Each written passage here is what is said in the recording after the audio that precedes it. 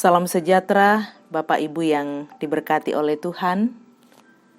Kita berjumpa bersama melalui Renungan Harian Toraya, edisi Kamis 1 Juli 2021.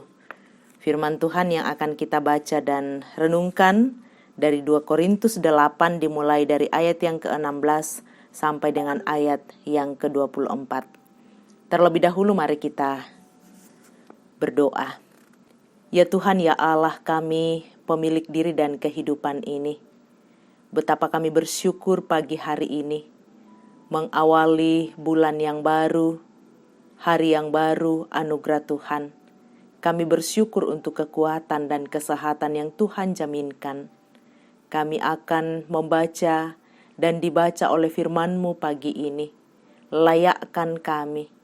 Ya Allah, Roh Kudus terangi kami agar kami mendengar dengan baik dan diutus menjadi pelaku firman-Mu. Di dalam nama Yesus firman yang hidup kami berdoa. Amin. 2 Korintus pasal 8 dimulai dari ayat yang ke-16 sampai 24. Syukur kepada Allah yang oleh karena kamu mengaruniakan kesungguhan yang demikian juga dalam hati Titus untuk membantu kamu.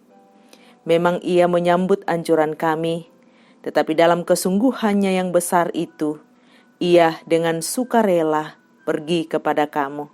Bersama-sama dengan dia kami mengutus saudara kita yang terpuji di semua jemaat karena pekerjaannya dalam pemberitaan Injil. Dan bukan itu saja, ia juga telah ditunjuk oleh jemaat-jemaat untuk menemani kami dalam pelayanan kasih ini, yang kami lakukan untuk kemuliaan Tuhan dan sebagai bukti kerelaan kami. Sebab kami hendak menghindarkan hal itu, bahwa ada orang yang dapat mencela kami dalam hal pelayanan kasih yang kami lakukan dan yang hasilnya sebesar ini. Karena kami memikirkan yang baik, bukan hanya di hadapan Tuhan, tetapi juga di hadapan manusia. Bersama-sama dengan mereka kami utus orang lain juga. Bersama-sama dengan mereka kami utus seorang lain lagi, yakni saudara kita yang telah beberapa kali kami uji dan ternyata selalu berusaha untuk membantu. Dan sekarang ia makin berusaha karena besarnya kepercayaannya kepada kamu. Titus adalah temanku yang bekerja bersama-sama dengan aku untuk kamu. Saudara-saudara kami yang lain itu adalah utusan jemaat-jemaat dan suatu kemuliaan bagi Kristus.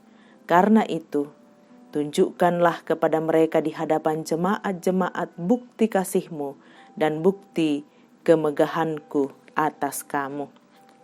Amin. Firman Tuhan. Agar menjadi orang yang dapat dipercaya, tema perenungan kita hari ini. Dikua anaden mendadito dikatapai. Dalam sebuah kepanitiaan, seorang bendahara memiliki peran penting.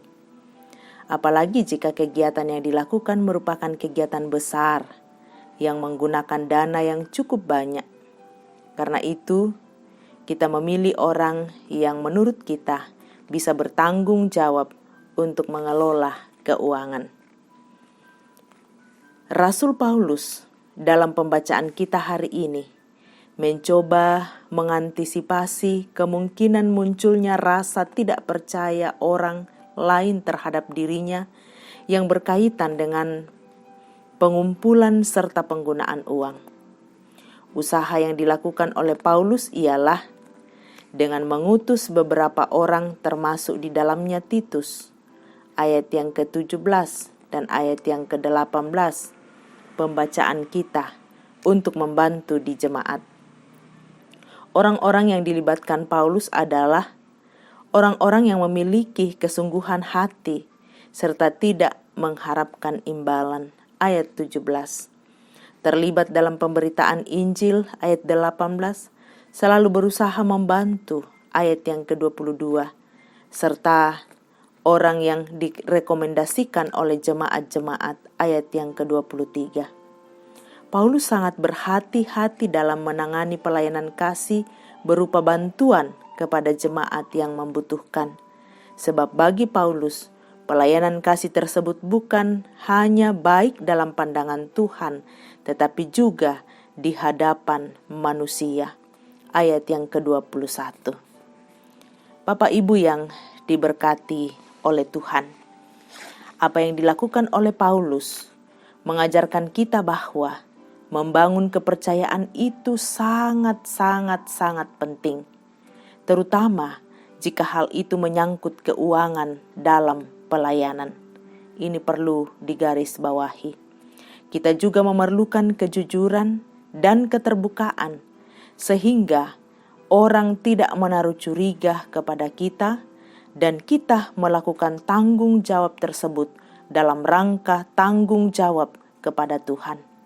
Karena itu, tetaplah berupaya menjadi pribadi yang dipercaya bagi semua orang, agar melalui pribadi kita, orang semakin mengenal kebenaran dari Allah. Terpuji Tuhan, agar menjadi orang yang dapat dipercaya. Amin. Mari kita satukan hati kita untuk berdoa. Di hadapan hadirat-Mu Bapa Sorgawi pagi hari ini, kami bersyukur atas kebenaran firman-Mu yang meneguhkan dan memberkati kami.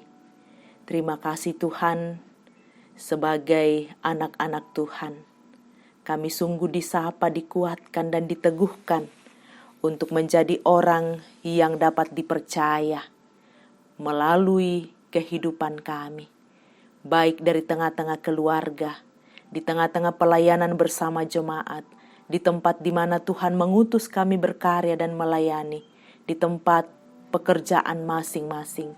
Pakai kami Tuhan, menjadi surat Kristus yang terbuka, agar dapat dibaca oleh semua orang melalui kepercayaan yang bersumber dari Tuhan dan bersumber dari sesama. Terima kasih ya Tuhan. Hari ini hamba memohon berkat untuk seluruh jemaat Tuhan. Tuhan hadirlah menguatkan, meneguhkan, memberkati. Bersyukur bersama jemaat yang berulang tahun pernikahan, berkat-berkat yang Tuhan nyatakan, pulih dan sembuh dari sakit, dan apapun yang disyukuri jemaat lengkapi sukacita mereka. Kami bersyukur bersama jemaat yang tetap teguh dalam menjalani kehidupan, dalam tanggung jawab dalam pekerjaan, rangkul dan peluk jemaat-Mu dalam mengangkat tanggung jawab mereka.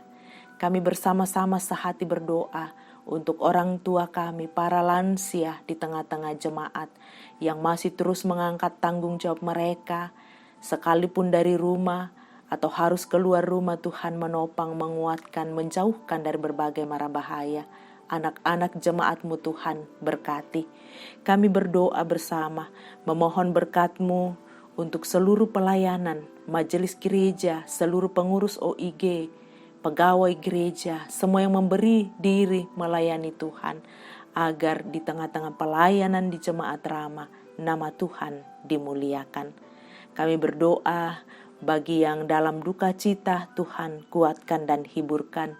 Yang saat ini sementara dalam perawatan, baik dirawat di rumah sakit maupun di rumah, Tuhan sumber kekuatan dan kesembuhan.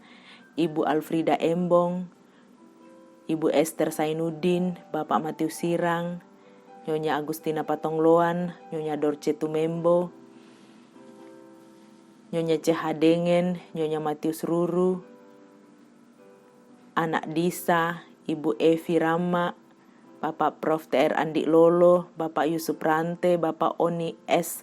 Lakbur Lawal, Sudari Liliani, Nyonya Paling Bunga, Bapak mertua dari Bapak F. Andi Padang, Bapak Nathan Sambo, Bapak Yesa Lulinggi, Oma Keti, Nyonya Margareta Kobong, Bapak Karel Paranoan, Nyonya Ludia Kandola, Ibu Febri Tanibar, dan anak Harel, Bapak Stefanus Pakurung, Nyonya Margareta Sara, Ibu Matilda Timisela, Nyonya JS Bane, Saudara Naftali Mina,